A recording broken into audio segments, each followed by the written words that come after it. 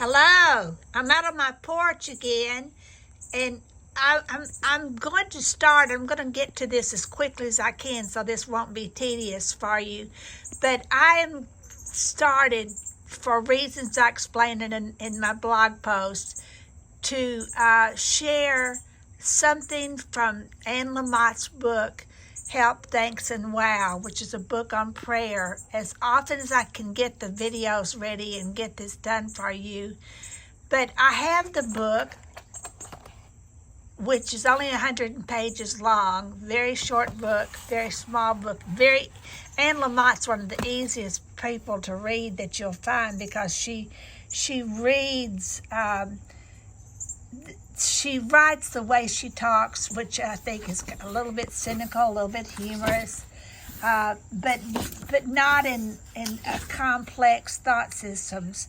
She starts that book by saying, I do not know much about God and prayer. But she goes on to say that as far as she's concerned, the way to pray is to keep it simple. Then she says, help, thanks, and wow. That's in the prelude on page 1. Okay, I'm going to show you where I'm going to be putting the thoughts about Anne Lamont on my web page, which is my JackieKellum.com home site. But the home is here. And it talks about my picture book, and then the blog is second if you go to the. But the thing is, which is a little bit confusing, is after you even get to the home page or the blog page, you have to scroll down. You have to scroll down. And then you're going to see, these are my last 2 blog posts right here. And I'm going to, in the third, you keep scrolling, you're going to see all of them. Yesterday I talked about the fact that in October, my church is having a workshop to share thoughts, a professional's thoughts on this book, Help, Thanks, and Wow.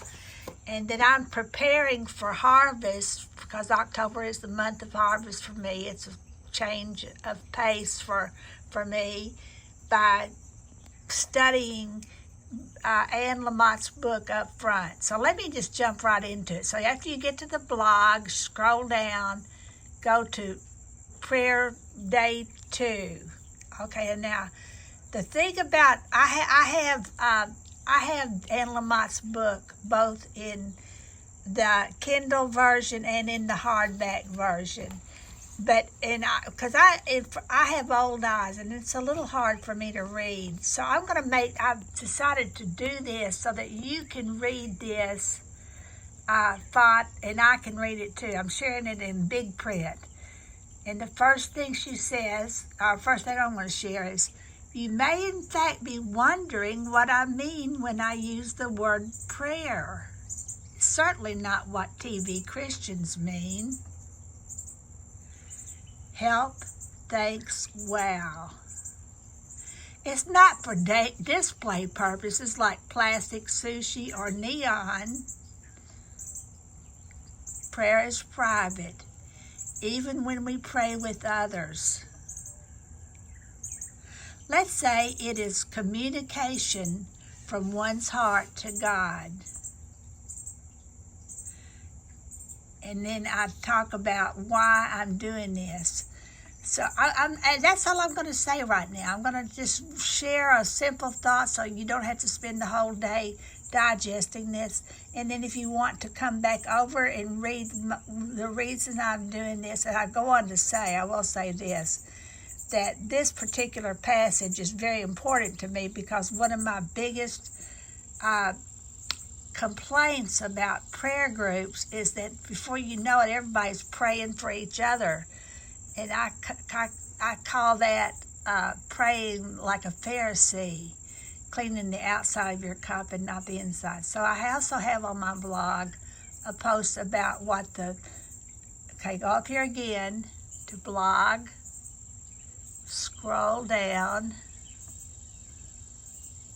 Of course, I'm doing this one-handed. And the third post you see today is who were the Pharisees. The fourth post, seeking God's light in my garden and in my life. That's what launched. That post right there, that experience out in my garden, is what started this idea of sharing Anne Lamont's book, One Thought at a Time.